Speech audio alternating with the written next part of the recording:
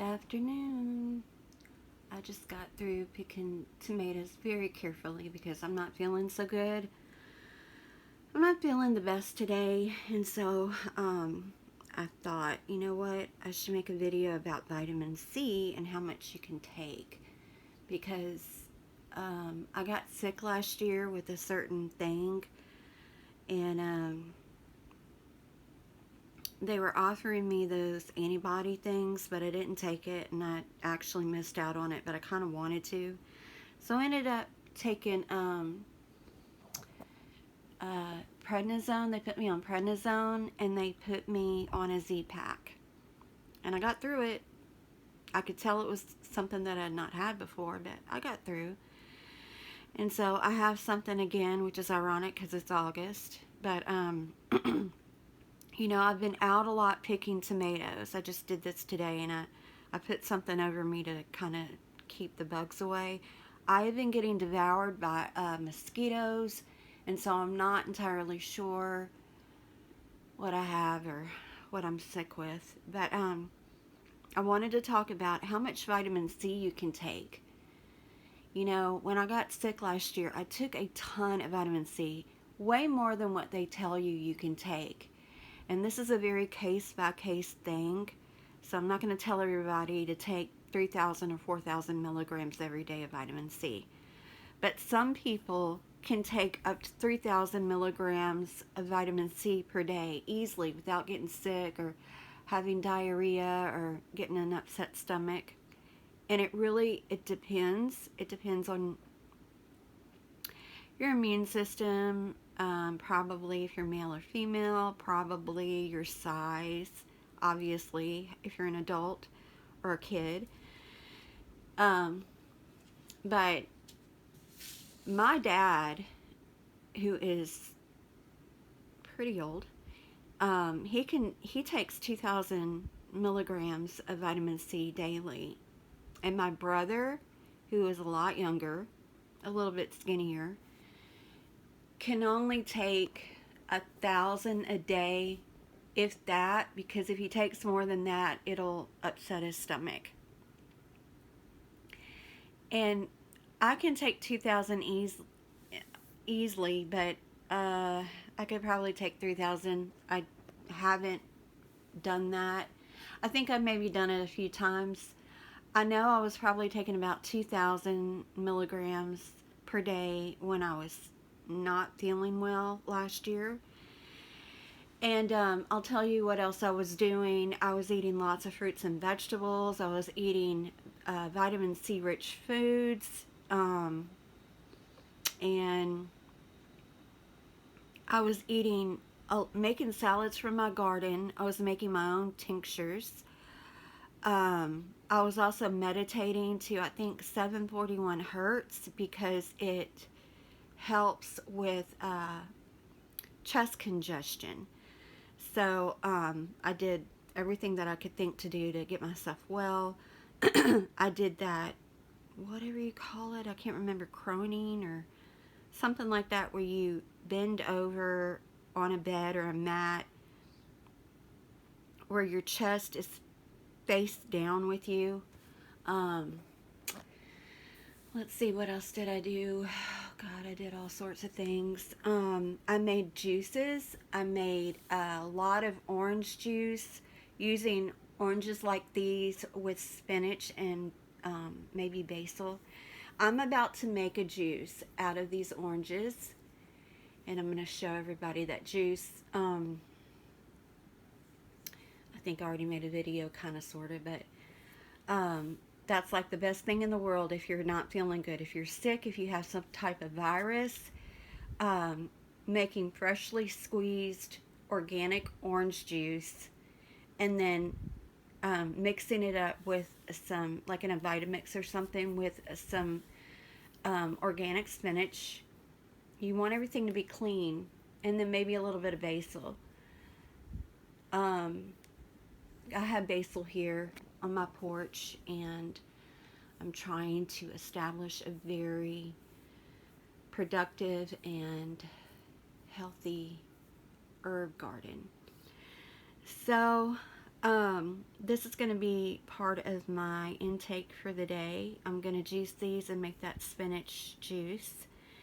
And I already took 1,000 milligrams of vitamin C. I'm going to take another probably later on this evening.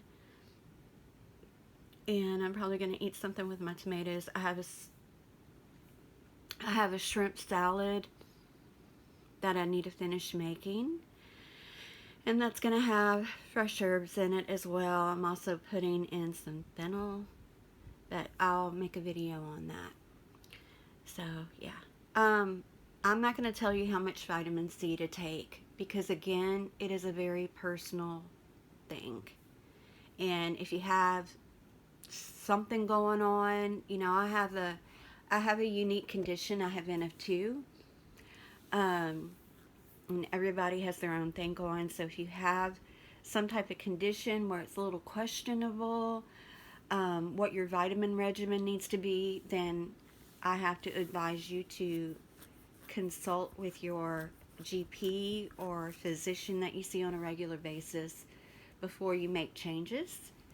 But I am just sharing this for perspective because there's a lot that you can do to boost your immune system on your own. You know, your body belongs to you. And you truly are the king of your health. You're your own doctor. And so there's some things that you're going to have to figure out, especially when anyone that you're seeing medically, you know, any of your physicians, I have a hard time talking because of my condition, I'm sorry. Any of your doctors or physicians that are telling you, well, this is all you can do, that's when you have to venture out and you have to start exploring your options. And then you're just going to have to figure it out. You really need to be concentrating on diving into your true intuition and figuring things out. You know, I fasted.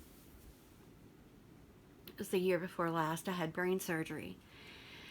And they won't let you take any anti-inflammatories. They won't let you take aspirin or anything that is going to be, they don't want anything that is a blood thinner or an anti-inflammatory in your system for a good week before you actually have your surgery, because it could promote, you know, you hemorrhaging or you bleeding too much, and they're about to open you up, so that's the last thing they want. So they won't let you take that stuff. And for me, that's what I lived off of, because the problem was that I had so many tumors in my head that they were blocking my natural spinal fluid flow. They were blocking my natural flow of the spinal fluid flowing all throughout my spine. And it was also causing something called a Chiari malformation, but they call it a secondary Chiari malformation because I wasn't born with it. It wasn't congenital. I'll have to explain that later. One day I'll make a video about NF2, about my personal experience with it, and the symptoms that I've had to deal with, including facial paralysis, which is why I sound a little weird when I talk.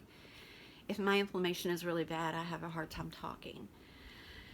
Anyway, so I had like a quarter of my brain was taken up from these tumors. It was a pretty big deal when I had the surgery.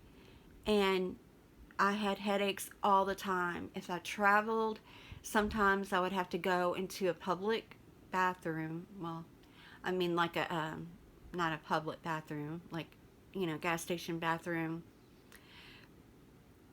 which is still public because everybody can go in there, and they're dirty, and I would have to lay down on the dirty floor to get my fluid to even out, to take the pressure off of me. You know, I had to do this a lot. I was always having to lay down lie down. I had to do this during holidays. I had to do this whenever I was at someone's house. I would have to ask them if there was a room where I could go lay down, because I needed my body to be, leveled out on the floor. It was horrible. And so my surgery was kind of like an emergency surgery. And being able to get ready for the surgery was nearly impossible. I also live in a really isolated town, which is not really my hometown, but I'm kind of stuck here for a number of reasons. And so the nearest hospitals to me are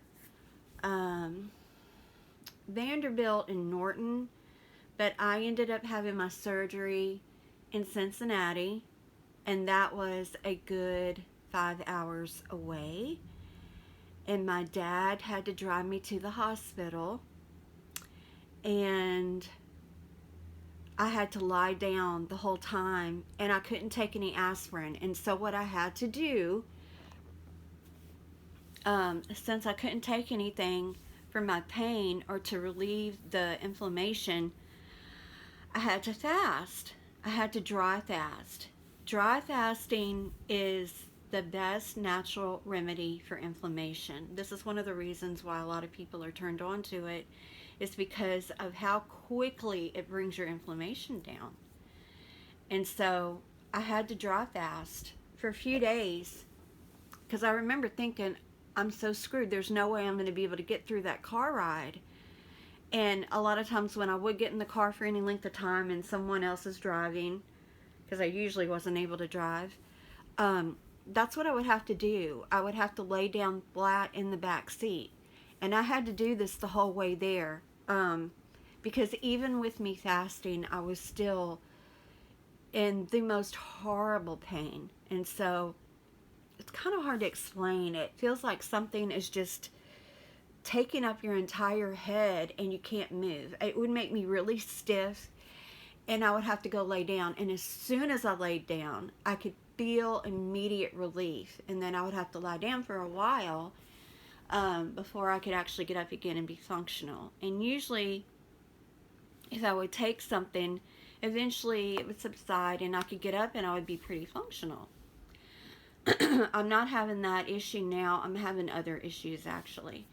But anyway, so I'm not feeling so great, but I'm going to get myself well, and I'm going to kind of duplicate what I was doing then. And I just wanted to talk about vitamin C and ways to conquer illness and treating your immune system like you need to and all that kind of stuff.